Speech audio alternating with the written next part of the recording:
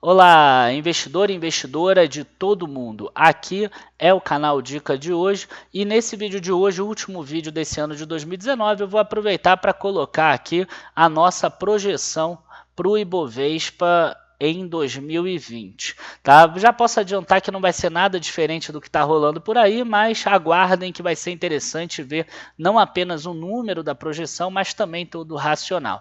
Então, curtam já o vídeo, se inscrevam no canal, ativem aquele sininho de notificação. Logo depois da vinheta a gente já começa.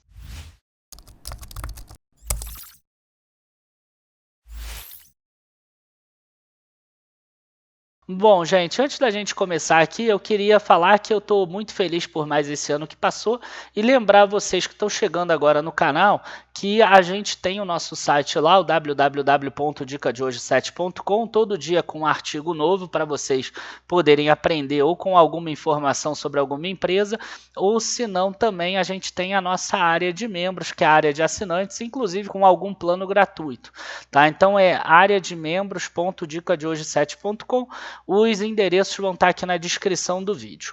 Tá? Então a primeira coisa que eu peguei aqui para a gente ver a projeção do Ibovespa foi esse gráfico aqui que eu peguei do site da HC Investimentos e a gente vê aqui a evolução mensal do Ibovespa na linha preta e essa linha dourada aqui, a gente vê o preço sobre lucro do Ibovespa.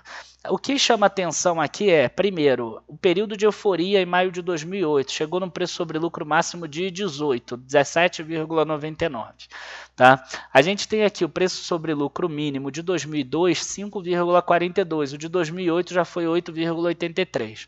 Essa tendência global de queda de juros, inclusive do Brasil, o Brasil hoje é muito melhor em termos de reservas monetárias, de governança, em termos de captação mesmo, de investimentos, e isso tudo vem melhorando, né? A gente não depende mais, por exemplo, do FMI, então tudo isso vem melhorando desde lá do início do Plano Real até hoje. Então, as taxas de juros caindo, é normal que o preço sobre lucro suba do Ibovespa, tá? Então, a gente tem aí uma tendência a aumentar. Então, na euforia, por exemplo, talvez a gente possa trabalhar com preço sobre lucro de 20, 21 no Ibovespa mais para frente. Mas continuando aqui, né, a gente sabe que, por exemplo, quando chegou em 2015, a gente teve um preço sobre lucro menor do que esse 8,83. Isso porque a taxa de juros acabou subindo mais do que o máximo dessa época aqui, que era de 12,5%, subiu até 14,25%. Então, a taxa de juros não subindo mais acima de 10%, a gente provavelmente vai ter PL mínimo em torno de 10%. Tá? Então, a gente precisa ter esses dois números em mente. Eu imagino que ela oscile no cenário mais pessimista, PL 10, e num cenário super otimista, a gente vai ter um PL aí 20, 21, alguma coisa nesse sentido. Então, baseado nisso, eu fiz uma projeção aqui com todas as ações do Ibovespa. Tirei aquelas que são iguais, tipo, tem Bradesco 3 e Bradesco 4, Petrobras 3 e Petrobras 4, Eletrobras 3 e Eletrobras 4, e também acabei tendo que tirar a Natura, que mudou agora recentemente de código, e aí o meu RTD não conseguiu puxar aqui.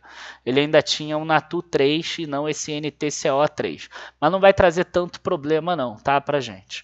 Então eu tenho aqui os lucros líquidos, a gente tem aqui o crescimento de lucro, estão ordenados pelo crescimento de lucro, Cyrela, que foi a empresa que mais cresceu o lucro do Ibovespa esse ano, e a gente precisa pensar uma coisa aqui.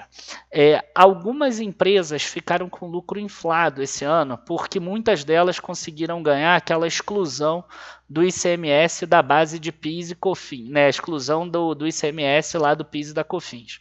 Então, a gente tem alguns lucros que estão para cima. Outras empresas, como por exemplo a Petrobras, a BB Seguridade, venderam algumas participações em empresas e participações relevantes, como a BB Seguridade vendeu no IRB, como a Petrobras vendeu a TAG, por exemplo, para a ENG, né, para o consórcio da ENG. Então, a gente vê aqui que tem algumas empresas, a BB Seguridade, por exemplo, ela cresceu 75% lucro. Muito provavelmente agora ela vem a cair o lucro dela um pouco, porque aqui está inflado esse lucro. Tá? A Marfrig, ela teve um não recorrente, ela provavelmente vai ter uma redução. Tá? A Semig, a mesma coisa. A gente tem aqui embaixo que eu falei da Petrobras, ó, ela tinha 27 bilhões em 2018 de lucro, já com algumas vendas de ativos também, agora 35 bilhões com algumas vendas de ativos. Em 2020 deve ter menos venda de ativo, então a gente deve ter um lucro mais operacional só. Então, a gente vai ter também um aumento de lucro grande, mas um aumento não tão grande porque vai sair alguns não recorrentes que entraram esse ano. Tá? Então, o que eu fiz aqui? Eu somei os lucros de todas as 63 empresas. A gente vê que subiu de 112 para 145 de 2016 para 2017. A gente vê que saiu de 145 bilhões para 221 bilhões de 2017 para 2018. Aqui sim teve um aumento forte. Agora aqui nesse ano o aumento já foi menor, um aumento de 7,25%. Tá? E mesmo assim a gente vê aqui que 55 empresas estão com lucros positivos e 8 estão no prejuízo. 38 delas cresceram lucro e 25 não cresceram lucro. Antes da gente ver aqui o preço sobre lucro, vamos entender como a gente chegou nesse valor. A gente tem aqui o valor de mercado total das empresas no quarto trimestre de 2018 e o atual.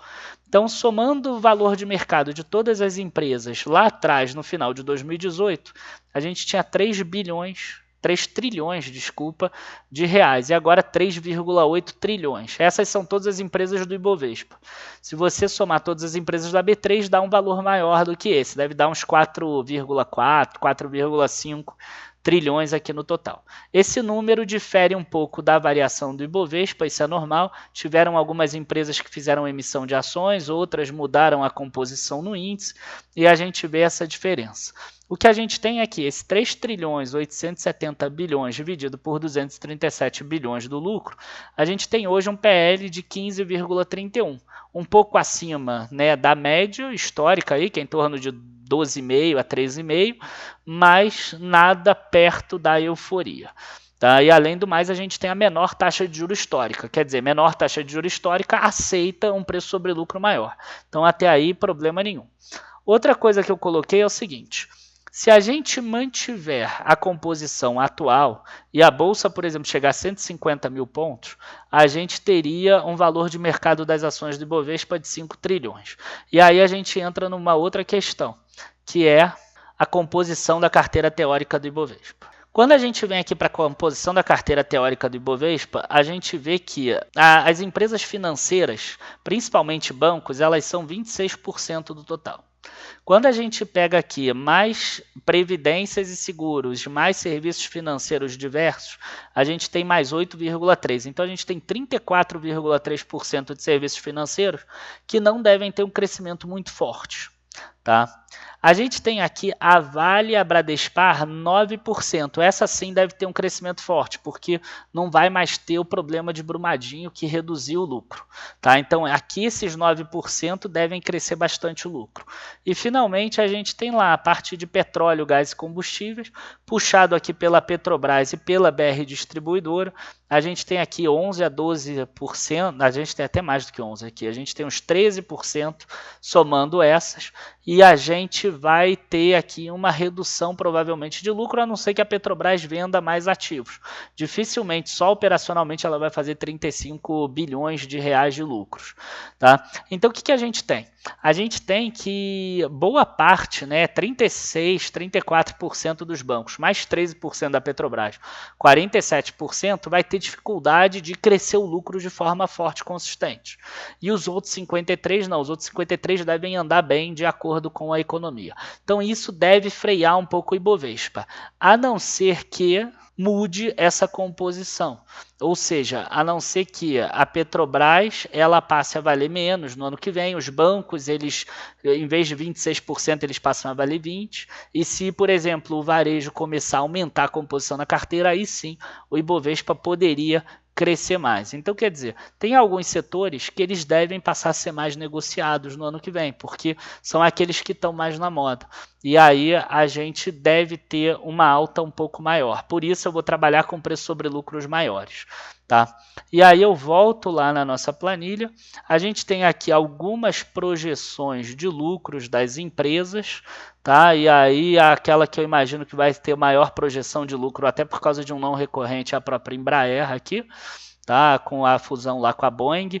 A gente tem aqui a Suzano, que deve sair do prejuízo, acabou agora o problema da sinergia de estoques e etc. da fibra, então ela deve começar a captar aqui agora as melhorias, né, as sinergias desse processo de fusão. Algumas empresas devem sair aqui do prejuízo para o lucro, como Eco Rodovias e a própria BRF, e a gente tem aqui os aumentos e aquelas quedas também, puxadas principalmente pelas empresas lá de baixo. Aqui Smiles deveria estar positivo, né? Ela esse ano teve um não recorrente que puxou para baixo. Então o que a gente tem aqui? É possível, pelo menos nas minhas previsões, que o total de lucros das empresas devem alcançar aqui 258 bilhões, um crescimento de 9%. Então a gente jogando na composição da carteira atual, e a gente imaginando que ela pode chegar até um PL de 17 mais ou menos, a gente estaria aqui falando entre 130 e 140 mil pontos. Tá? Então a gente teria aqui para 17 em torno de 131 a 132 mil pontos. Esse é meu número oficial de quanto o Bovespa deve chegar no final do ano. Se a gente pensar que hoje está aqui em 115, 116, até 132 a gente tem um crescimento de 13%, e que a Selic deve estar em torno de 5%, a gente tem uma alta interessante, uma alta de, enfim, 260% do CDI, da Selic, enfim, né, se a gente tiver uma Selic média de 5% no ano.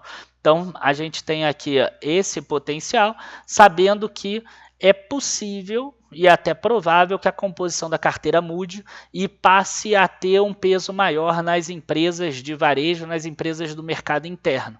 E aumentando essas empresas do mercado interno, é possível que em vez de 132 mil pontos, chegue mais próximo do 140 mil pontos. Se o mercado ficar muito eufórico, acho muito difícil alcançar os 180 mil pontos, porque seria preço sobre lucro de 23, tá? Mas acho plausível imaginar alguma coisa entre 160 e 165 até 170 mil. Tá, mudando a composição da carteira e imaginando preço sobre lucro de 20 e 21. Só que com essas projeções de lucro, ele estaria caro. Tá? Aí sim estaria caro o Ibovespa. Tá? E por outro lado, a gente vê aqui que preço sobre lucro de 10 hoje, que seria aquele mínimo que eu não imagino muito a Bolsa caindo abaixo de 80 mil pontos, para ser mais exato o número, seria 77 mil.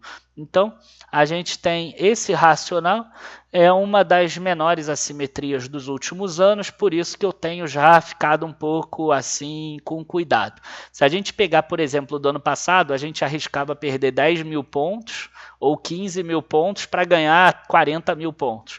Agora não, agora eu estou falando de arriscar ganhar 50 mil pontos no melhor cenário e perder 40 mil pontos no pior cenário. Então, quer dizer, a simetria já não está tão legal assim, né?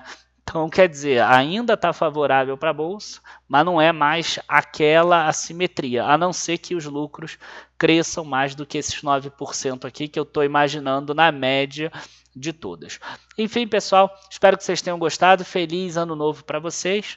Que vocês tenham um ano muito bom de 2020, como foi o nosso ano de 2019, e que a gente agradeça aquilo que a gente conseguiu, né? A gente costuma focar muito no que a gente perdeu, foca também em agradecer o que a gente conseguiu. Abraço a todos, bons investimentos, não esqueça de seguir a gente em todas as nossas redes sociais e também nos nossos sites aqui, tanto de assinantes quanto o livre. Abraço a todos, bons investimentos, até a próxima. Tchau, tchau.